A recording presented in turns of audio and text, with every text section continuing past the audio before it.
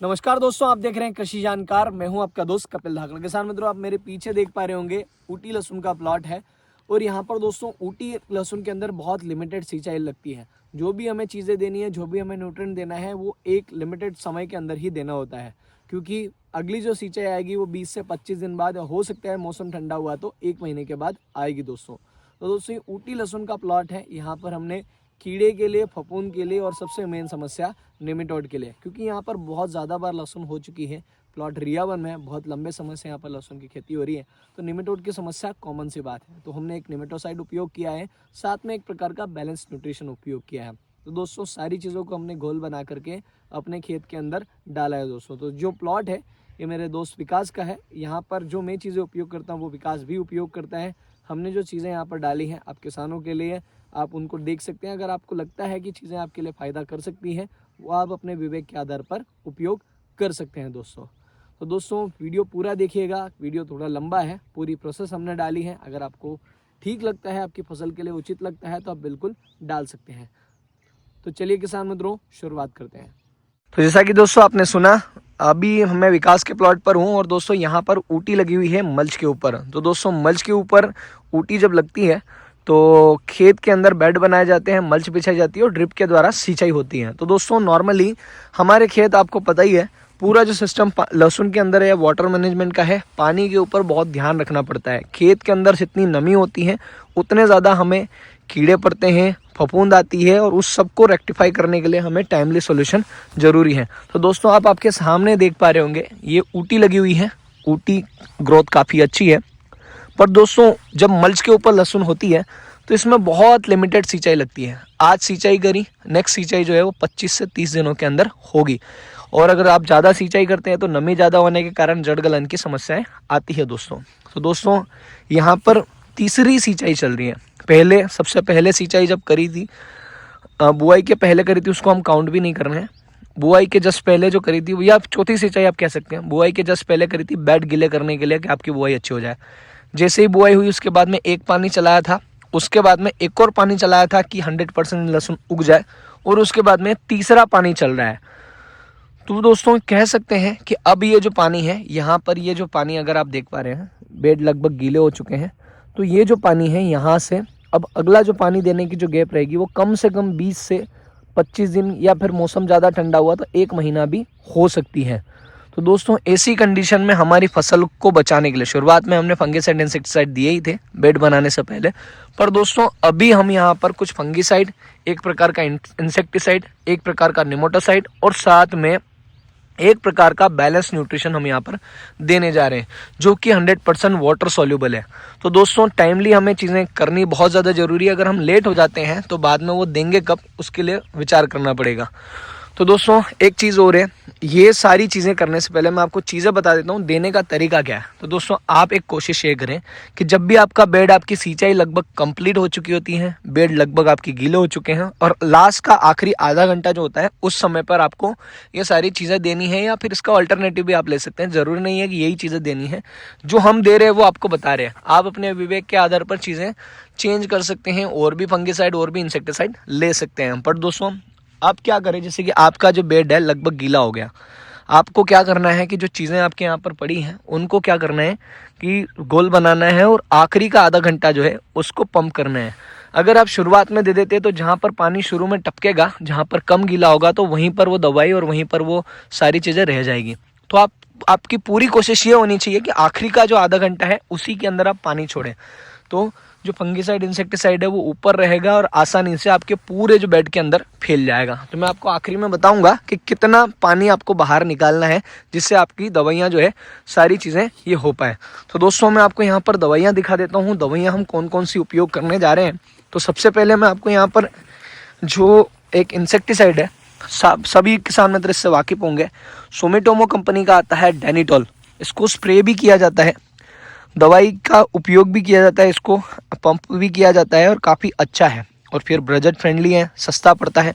तो दोस्तों इसके टेक्निकल की हम बात करें तो ये है फेनप्रोथ्रीन 10% ईसी फॉर्मुलेशन में पतला लिक्विड आता है, तो इसका हम उपयोग कर रहे हैं दोस्तों। उसके साथ में अगर आप जाएंगे फंगीसाइड में, काफ़ी कॉमन सी चीज़ है, बहुत सारे किसान इसका उपयोग करते हैं, ये भी बजट में आता है।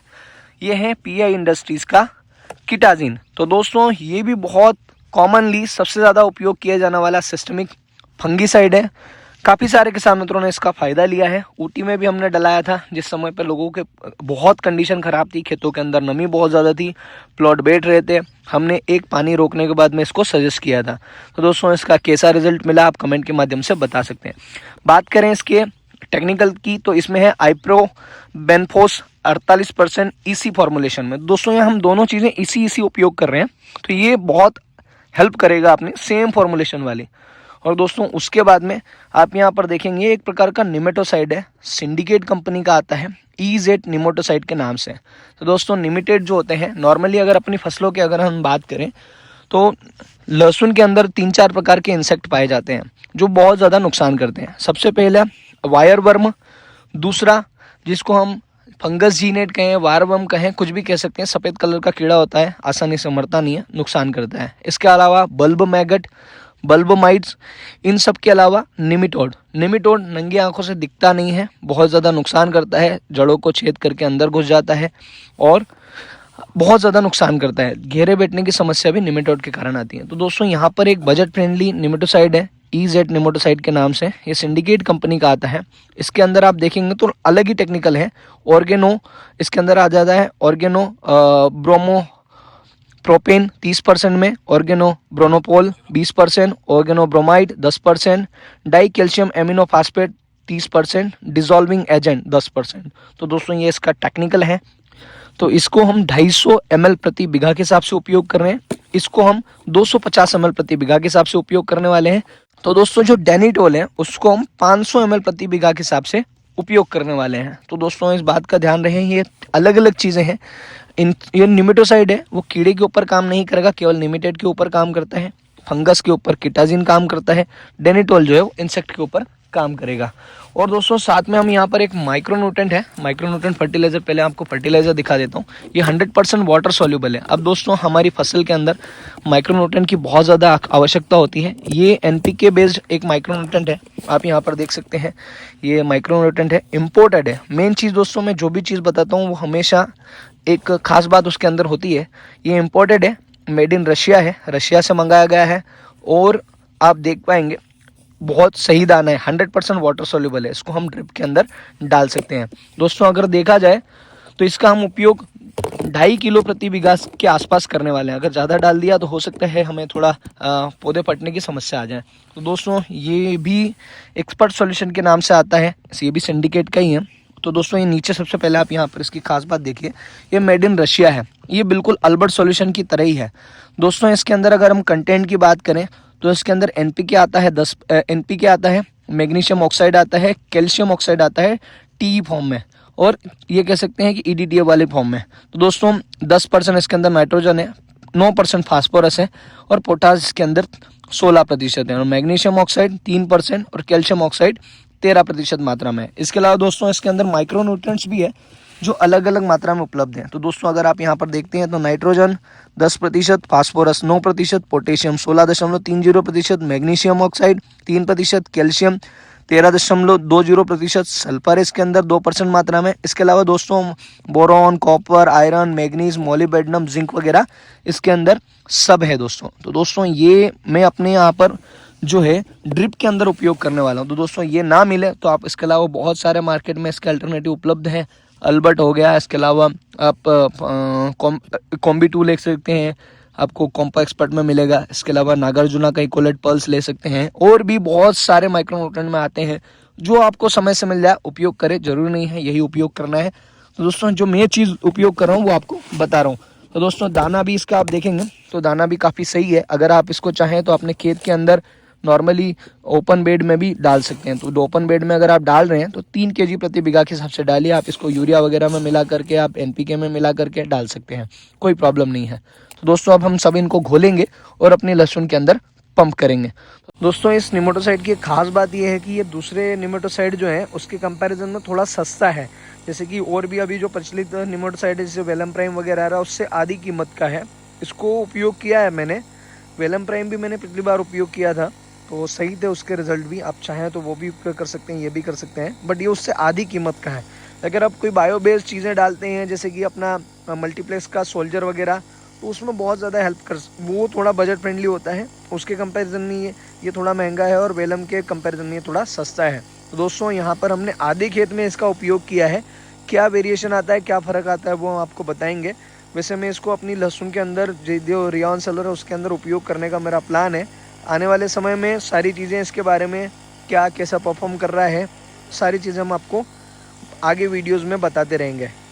तो दोस्तों ये पूरा 2 बीघे का प्लॉट है। सबसे पहले आप यहाँ पर देखेंगे ये हम पैकेजिंग हमने ओपन कर दी है।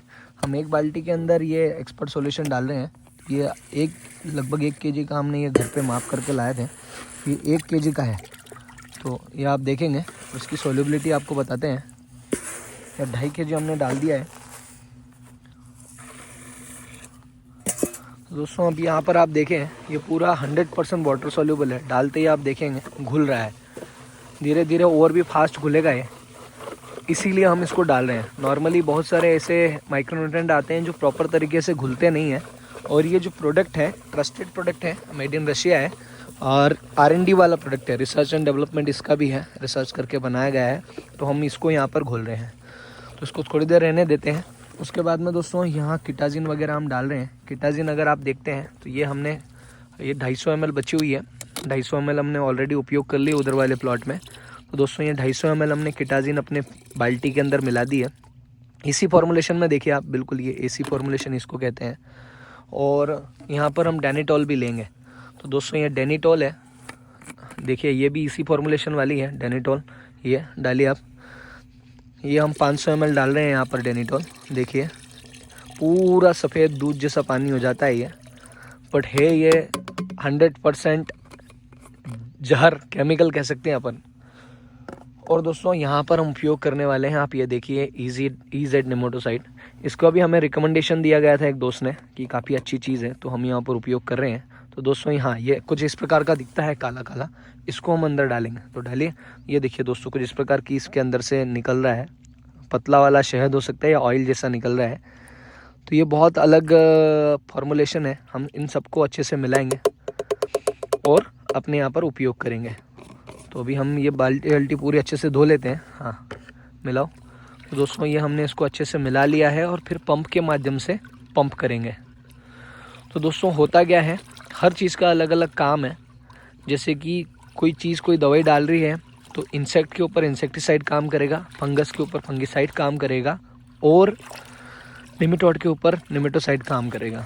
और दोस्तों कुछ किसान मित्र माइकोराइज़ा पंप करने का सोच रहे हैं। तो दोस्तों माइकोराइज़ा के ऊपर मैं सेपरेट वीडियो बनाऊंगा, बट फिर भी एक छोटी सी बात कर लेते हैं। माइकोराइज़ा एक प्रकार की एक मित्र फफूंद है, सीधे अगर वर्डों में बात करें तो एक प्रकार की मित्र फफूंद है ट्राइकोडर्मा की तरह, जो कि जड़ से जुड़ाव करके जड़ों को न्यूट्रिएंट अवेलेबल करती है और जड़ से बदले में शुगर या शर्करा लेती हैं। तो दोस्तों जब भी आप अपने खेत के अंदर माइकोराइज़ा डालें तो साथ में आप कोई भी फंगिसाइड आप ना डालें। बहुत सारे किसान मित्र ऐसे हैं जो फंगिसाइड और माइकोराइज़ा दोनों को साथ डाल रहे हैं। तो शेर और बकरी को साथ बांधने से कुछ नहीं होना है, या तो बकरी नहीं रहेगी तो हमारा नुकसान हो जाएगा। तो दोस्तों एक फंगस है, एक फंगिसाइड है, साथ में आप बिल्कुल ना डालें। तो दोस्तों ये पंप का पूरा सेटअप है। पंप का भी जुगाड़ आपको बता देता हूँ। ये कॉमन टेक्निक है, काफ़ी सारे किसान मित्र करते हैं, बहुत सारों के यहाँ पर लगा हुआ है। मेरे से भी पहले बहुत सारे किसान मित्रों ने बनाया होगा। तो दोस्तों यहाँ पर हमने 2 चीज़ें ले रखी है। पहले हम बैटरी वाले पंप से करते थे बट वो बहुत समय लेता था, तो पावर पंप जोड़ दिया। सेम टेक्निक है। तो यहाँ पर हमने एक फ्रेश पानी के लिए एक अलग से नली यहाँ से निकाल रखी है और यहाँ से इनलेट के हमने ये जो पुरानी नली थी उसको काट करके जोड़ दिया है। कॉमन सी चीज़ है, कोई भी बना सकता है। तो इसके अंदर हम डालेंगे और साथ में इसको शुरू कर देंगे तो ये आसानी से हर जगह फैल जाएगा। तो ये आप देखिए दोस्तों, ये पूरा प्रॉपर तरीके से 100% घुल गया है। मतलब माइक्रोन्यूट्रिएंट बहुत शानदार है, इसके अंदर कोई भी दाना बचा नहीं है। देखो ये बिल्कुल घुल करके बिल्कुल हरा हो गया। माइक्रोन्यूट्रिएंट कोई भी होता है जब वो एक्चुअल होता है तो वो बिल्कुल हरा हरा दिखता है। चाहे आप कॉम्बी 2 वगैरह घोलेंगे, इक्वलेट पर्ल्स, अल्बर्ट सॉल्यूशंस, जो भी आप घोलेंगे वो बिल्कुल ऐसा ही होता है। तो दोस्तों ये हम उपयोग कर रहे हैं, तो काफ़ी सही चीज़ है। उसको हम उपयोग करने के बाद में इसका क्या रिज़ल्ट आएगा वो आपको आने वाले समय में बताएंगे कि क्या इसका रिज़ल्ट आएगा। तो दोस्तों ये सारी चीज़ें हैं, जो भी चीज़ें हम डालते हैं वही चीज़ें बताते हैं आप अपने विवेक के आधार पर। ये है हमारे विकास भाई साहब है, हमेशा कैमरे के पीछे रहते हैं, वीडियो हमारा लगभग यही शूट करते हैं। तो विकास जी का पूरा प्लॉट है और अब जैसे जैसे ठंड बढ़ेगी दोस्तों ऑटोमेटिकली कलर आएगा। तो दोस्तों ये देख सकते हैं आप, पूरा हमने पंप को पूरा पानी से भर लिया है। उसके अंदर एक डब्बा, अलग अलग डब्बे का नाप करके हम फंगीसाइड और साथ में माइक्रोन्यूट्रेंट डाल रहे हैं। तो दोस्तों माइक्रोन्यूट्रेंट भी आपको मैं दिखाता हूँ, आप देखिए। हाँ, ये बिल्कुल हरे कलर का, आराम से 100% वाटर सॉल्यूबल है, आराम से घुल गया है। इसको अपने खेत के अंदर हम पंप कर रहे हैं दोस्तों।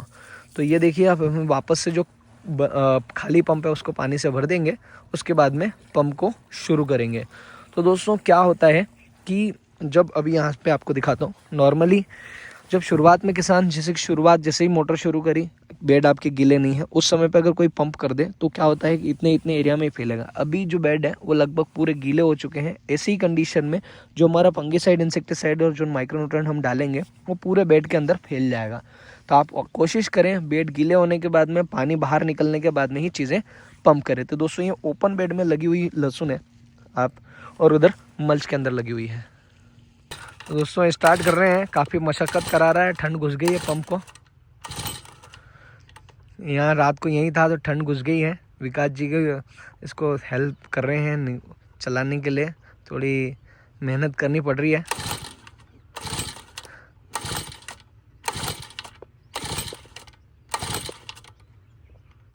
तो दोस्तों काफ़ी देर मेहनत करने के बाद में आखिरकार हमारा जो पंप है वो स्टार्ट हो गया है, और यहाँ से दवाई भी जाना शुरू गई दोस्तों।